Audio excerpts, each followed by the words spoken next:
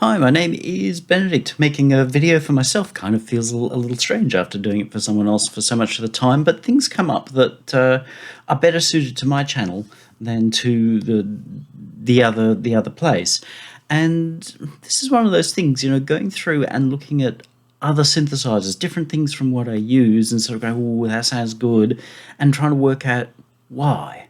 And one of the great obsessions that we have as synthesists is with filters, and we've become increasingly obsessed in the last decade or so with the analogness of our filter models, and quite honestly, that bothers me because we know none of these are analog. Not a single one of them is analog. We might go and go, ooh, but the reality is we know none of it's analog. It's all zeros and ones happening on some chips on a circuit board inside my computer and then being spat out through another set of chips on my audio interface, even though the knob is possibly designed to look and feel analogy. So how do we get great filter sounds? Well, to start with, we can make it simple and simply say, well, what if all filters are good? This is an opinion I kind of came to in the early days and going through, and there were some lightweight CPU usage filters, and people were like, oh, you wouldn't use those. And I sort of thought, they work quite nicely. They give me a nice sound, so why wouldn't I use them? And that was an attitude that kind of got me spat upon in groups, as is the nature of groups. But still, what makes a great filter? There are some that really do sound great and some that do the job. So, if we open something and go,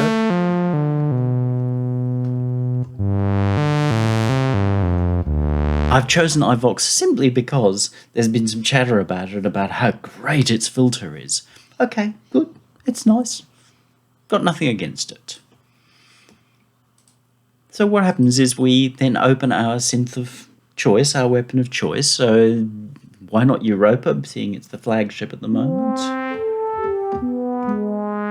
We turn on the filter section, because the filter section is the bit that we're told does filtering, and we try to find the appropriate bestest model. And it sounds pretty good. It doesn't sound the same, but it sounds pretty good. That one's rather buzzy. And that one's not. So maybe its politeness is taken to be that's not as good as. But let's step outside of that. Let's start looking at filters from a different perspective, perhaps from a far more digital perspective. Housekeeping. Tiny bit of saturation knob. Entirely possible you aren't going to notice the difference much, but if you do, it just adds a little bit more niceness. Some limitering in case it gets loud. This may get loud. We're playing with filtering, so it could get loud. And just a shared echo reverb across everything. That is merely because it gets very hard to listen to this sort of stuff for a while, especially in cans. So, looking at Europa. Yes, we start with basic oscillator waves. We're not going to play around with oscillator waves for the moment. Everything's just going to be a sawtooth because it's the easy way of showing things. I've spent a lot of time talking about how if we focus on our oscillator waves, we don't need to rely as much on filters, but I know that's not as popular, and in this case I was really thinking, well, how is it that, say, Tal's J8 filter sounds great the way it is? How is it the Predator filter, particularly the Z, the analog, sounds great? What is it that it's doing? Yes, someone will stand up and go, oh, but that's obvious because it's doing this long technical name. Couldn't give a flying banana peel. All I care about is how do I get the sounds that I feel like I want to get when I'm doing it, without having to go and buy an ever-increasing number of devices that probably I'm not going to use, because it's just a pain in the ass having more than one or two instruments that are my go-to. So rather than looking at the filter model that somebody else gives me, why not get good old-fashioned punk DIY about it and say, you can take your filter model and put it somewhere that it excites you. I'm going to make my own damn filter model.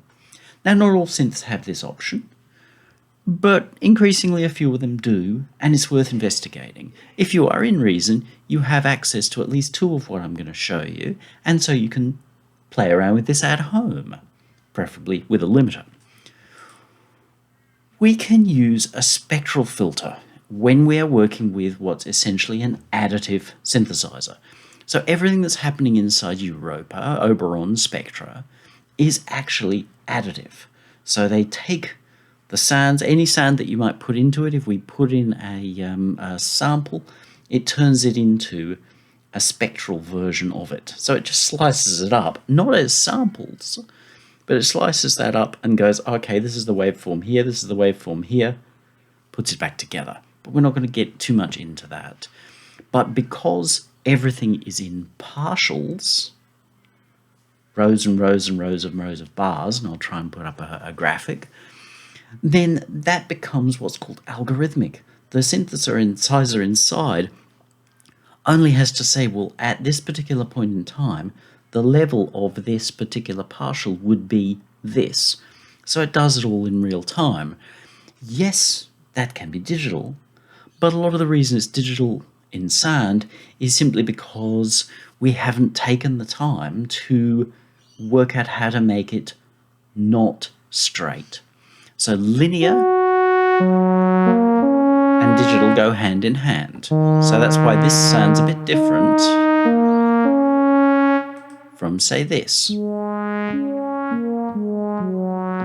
I'm assuming that the Ladder LP24 model has a little bit of in its design, which at the moment with this, where we're taking envelope 4, which is what you see here, we're drawing a shape. That's just very linear. What happens if we put the two together on top of each other? Straight away we're going, ooh, that's different, that's a bit more interesting, because it's no longer linear. So where this is a straight line, in reality we're probably seeing something more like this.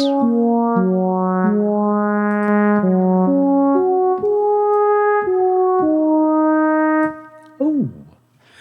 So my point here is, rather than saying, okay, let's go madly from the normal filters that we're handed and should accept, just hands down as being the way it goes and the only way it goes, and then going to weird ass filters, which are cool, nothing against them, go for it, they can be fun. What if we start saying, okay, I can make my own filter shapes and I can design them to purpose. So if I want a filter that does more of this and less of that, I can do that.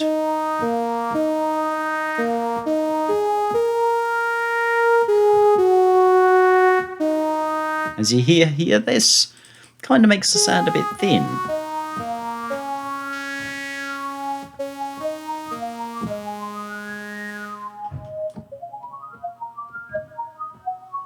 Oh, it's a band pass. We will hear some stepping as it goes through. This is not MIDI stepping. It's simply because with our partials, we've got one here and one here, and so when this transitions between this partial and that partial, you'll hear them switch in and out. Don't take that as a bad thing.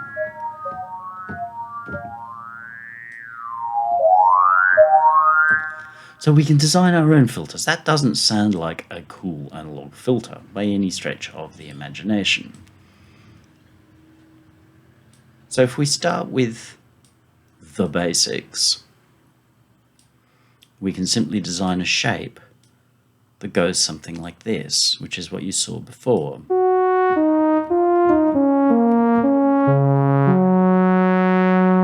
Okay, nice filter. Maybe a little bland, maybe a little polite.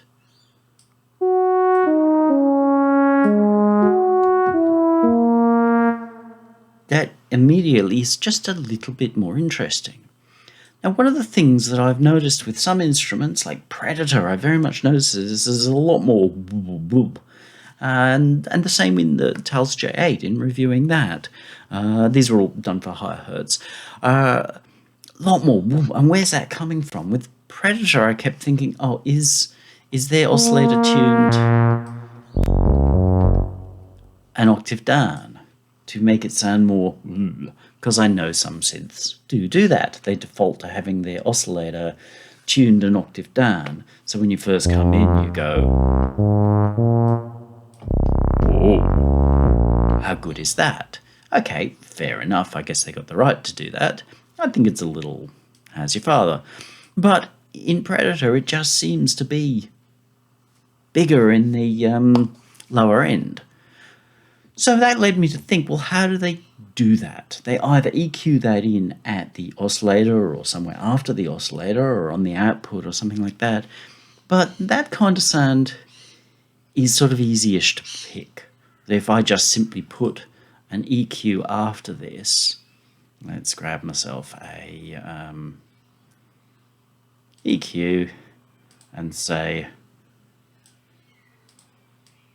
okay, that's what I'm going to put inside my synth so nobody knows it's there, and it always sounds more. It's not too hard to actually pick that. Let's get rid of it.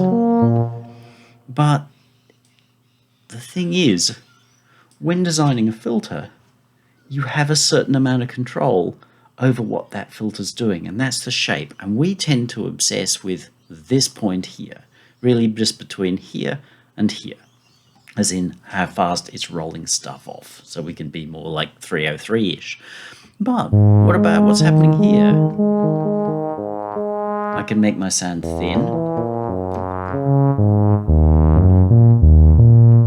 or without a lot of effort, I can make it pretty darn thick. Now the difference here with that versus that is interesting, because this is static. Let's give it a little bit more. That's static. And this sort of is, but it also sort of isn't, especially if we were to have keyboard.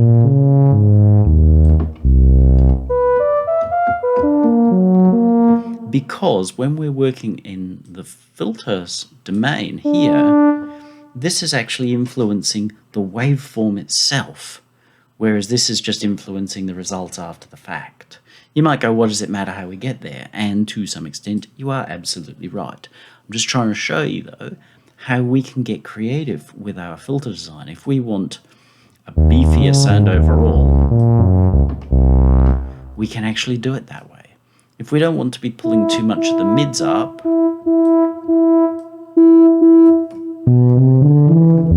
it's a bit, doesn't it?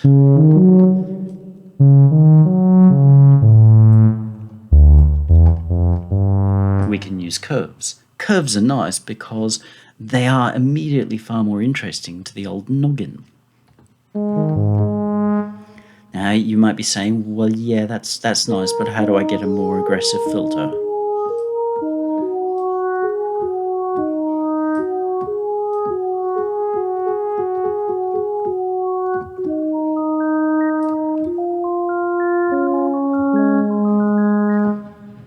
Seeing that this is all done inside the algorithm and it's just working out what that should be at any given point in time, then we can go into the ridiculous. We can go into things that technically break the laws of physics, and therefore we hear interesting results. I've used that sort of effect a couple of times in things, and it's charming.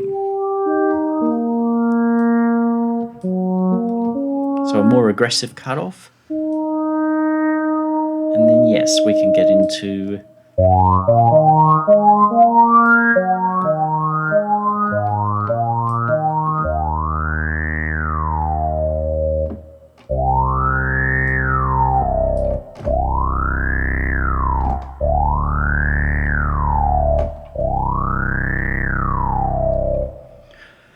So this allows us to start to say, okay, this is what I want. What if I want a little bit more on the top end?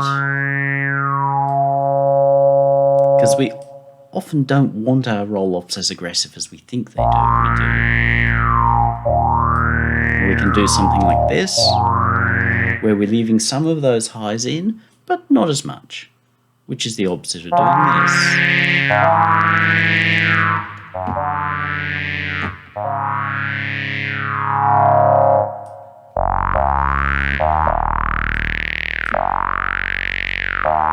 Just changing where our low end is pushing changes that feel quite a lot. Now that's a little excessive.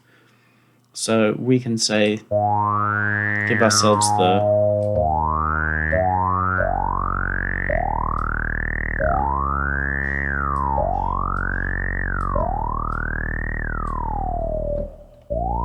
and hear how that's starting to get a very interesting flow as it moves through things. Let's bring our level back up a little bit.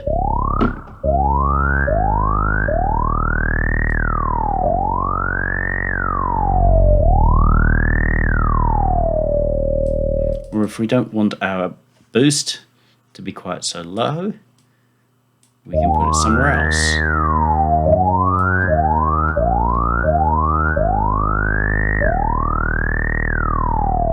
Now that makes a really unique filter. Again, no reason we can't combine that with a different kind of a filter.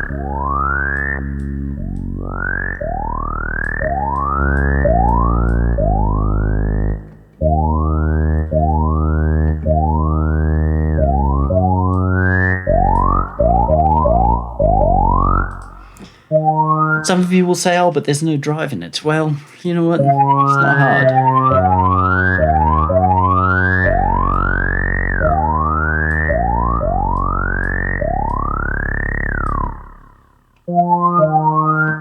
You obviously got to find out how to manage your levels.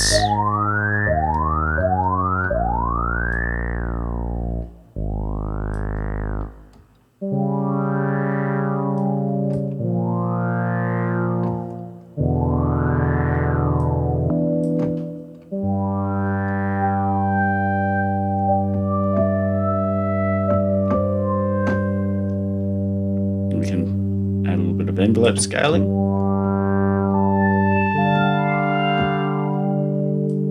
Brighten this up.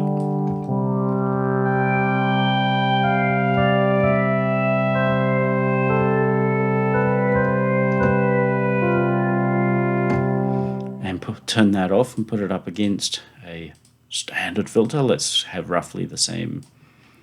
Look for our settings, a little bit of resonance, a little bit of travel on our envelope.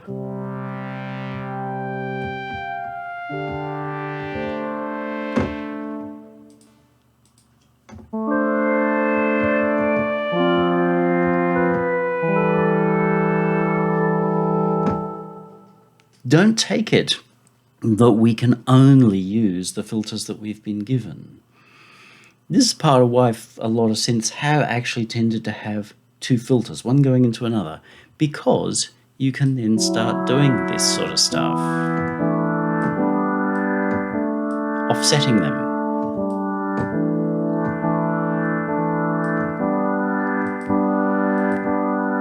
Hear how that's giving us a very different sort of a feel, a very different kind of a shine in the sound that we didn't have before.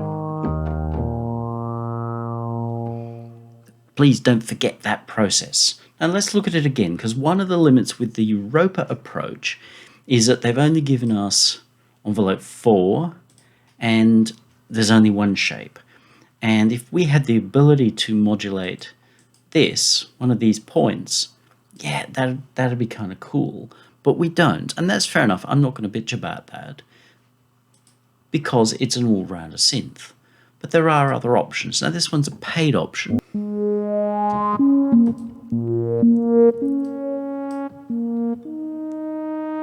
So we can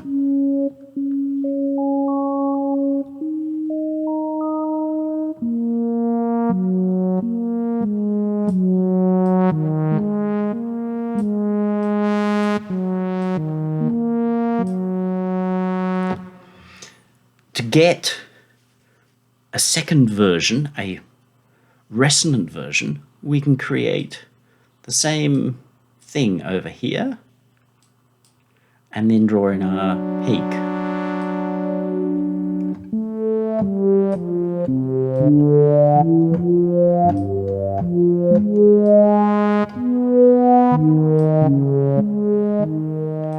And again, there's absolutely nothing to stop us from adding a couple of points in here.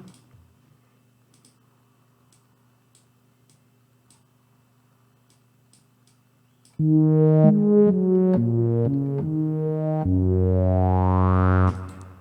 if we go back to our A version, copy from filter 1Y, let's get rid of a couple of these points. That will do.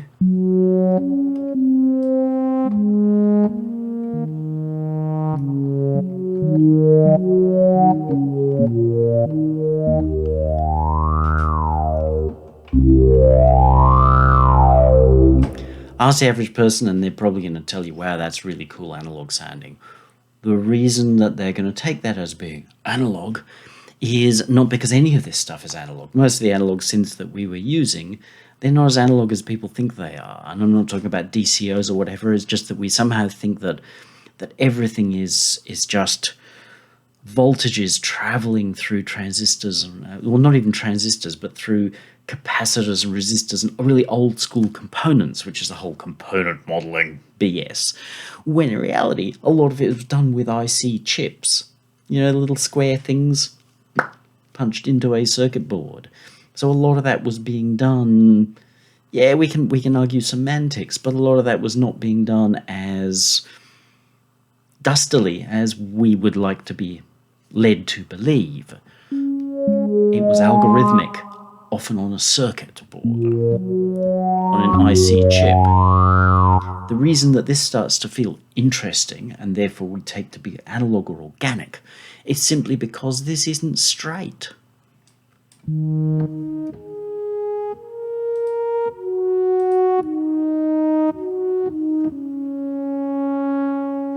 So it moves through the sound in interesting ways.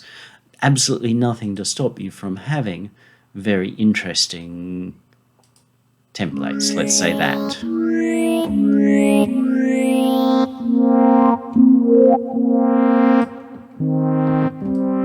And you can have completely mismatched ABs. The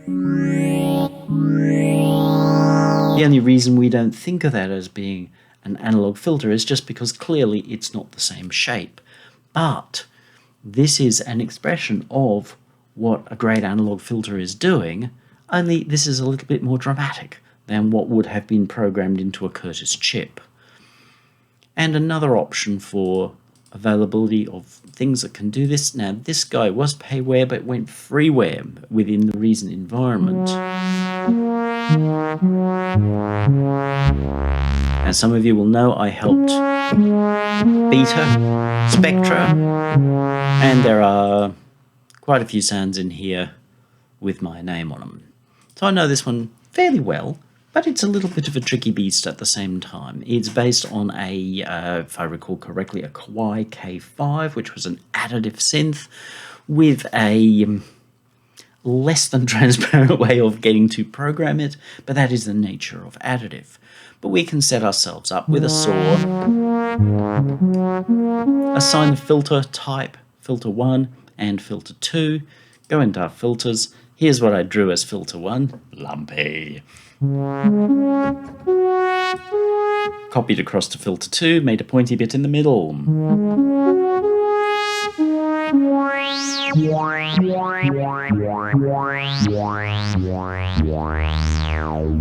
Now, Spectra has a rather gritty sound. Before you go, oh, but that's... yeah, it's never sounded like a Jupiter 8. But you know what? A Jupiter 8 and an MS-20 don't sound like each other. This probably sounds more like an MS-20 or maybe a Roland System 100. I'm not saying that's their filter sound at all. No attempt here. Remember, we're getting out of the attempting to say this is how it should sound, to say, hey, what if I create my own filter shape here?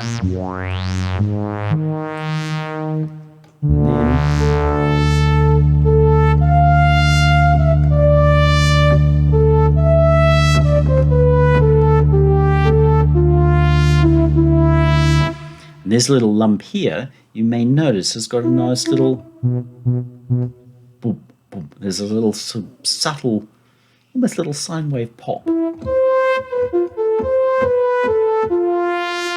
And you can also hear some warbling as this less than even path makes its way through the signal. One oscillator. There are ways to detune and what have you, but I'm not going to get into those here because I think they don't deliver the results that at least I want. But if we whack on a chorus,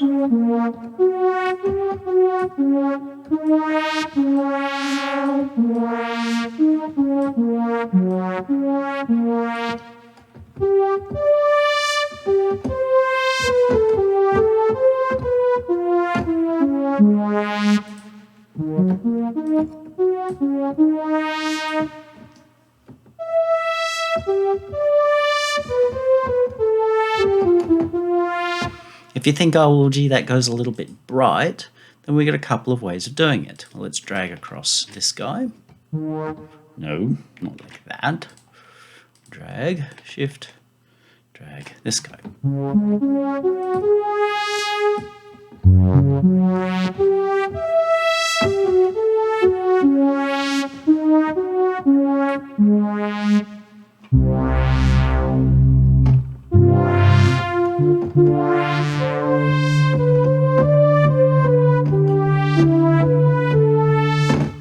Nice. The other thing that we can do, seeing that we have access to all manner of things, and again, none of these need to be particularly great, they just need to be there, is that we could pull in something like this. See, it's adding a little bit of drive. We'll punch that out for the moment, and we will shift it before the chorus. Choose wherever you want it to go. It's just overdriving choruses is not always the prettiest thing.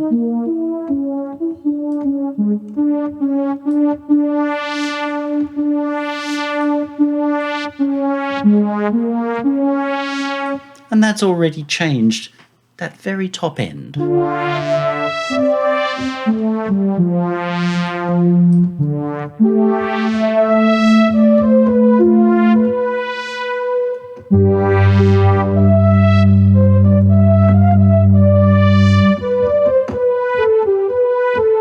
Synth brass may not be your cup of meat, but you know what? The rules are going to apply no matter what.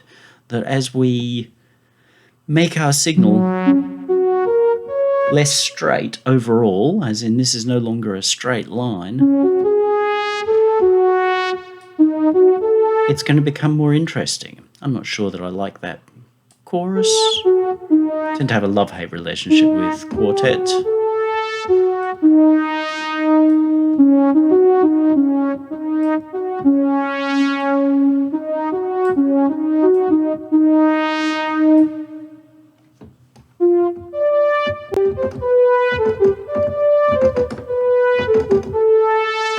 Sounds pretty nice to me. Going to come down to what you want. The other option is, if we take sweeper out of the equation, is we can be using something like, and again you pull in your own favoritist of things, channel EQ. Let's just punch that guy out.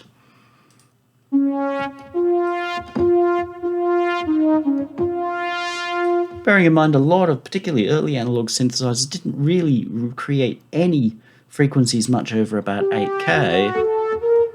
You can roll that off. And that often gives us a much clearer sound, because seeing the high highs that sound papery and thin are no longer there, we're now allowing these frequencies just below them to breathe, so you get this sense of greater clarity.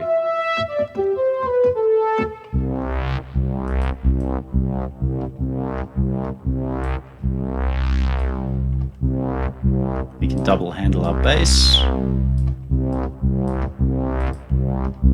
Pile some on, take some off, get a greater sense of clarity around what we're trying to do to pull out in the sort of 100 to 50 arena. So 50 to 100 arena, we put a little bit of extra welly in there and clarified it. You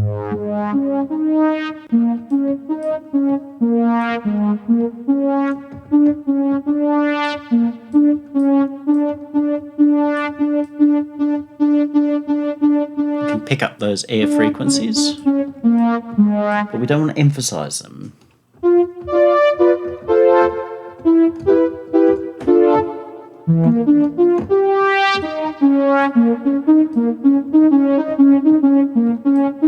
If we want it to be thicker, very refine that there. But you know we won't. Or if we want to lighten the sound up a bit.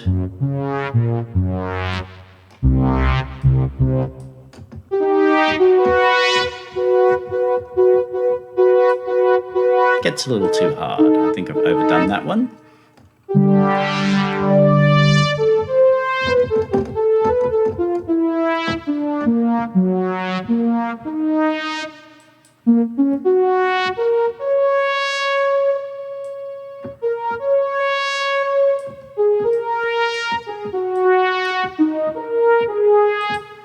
And combining all of these things, all these curves doing their own things, meaning we've got a very complex curve now.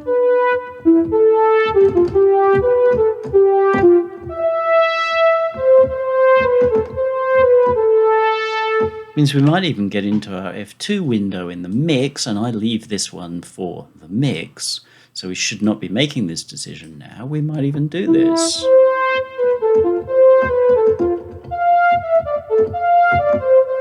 Because it comfortably brings up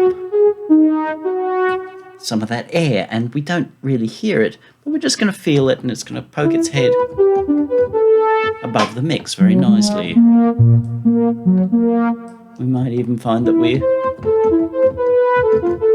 mix like that, or depending upon the mix,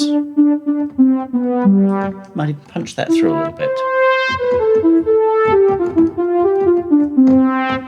If we wanted to,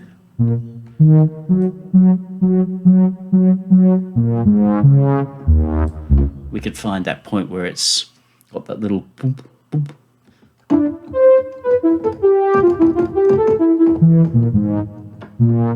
And pull that out. We've got so many options as to what we can do now. This last bit, please do not be doing that. As you're composing, you might think, oh, but that's... But none of this is going to make sense until you get into your mix and work out how this has to speak through your mix. If you tell your mix beforehand that this is how it has to speak through your mix, you may well have some real problems, because not every instrument's going to obey your command, much as you might think that it should. Get to the mix, find out what's needed, and then you can find those little things and you'll go, oh, that's where the magic comes through, because then you start to fit your parts together like a jigsaw puzzle. That's kind of the old-fashioned way of doing it. And then if you're looking for a new filter sound, maybe you actually have access to an instrument that lets you get in and draw that yourself. And if you're in the Reason environment, you definitely do, because you should have your roper and the rack extension you can get for free, is my understanding now, which is Spectra. And you can get in there and draw your own filter shapes, which will be very interesting. And you can ignore all the rest of the additive stuff and just use saw waves or something like that, and still get this really interesting ability to create your own unique filter sounds. And then perhaps you'll start to look at the other things as well. Once you understand how to use them and you think non-linearly, then you'll find that they're both able to deliver very, very warm, moving results. If you have any questions, down below. You have a great day now.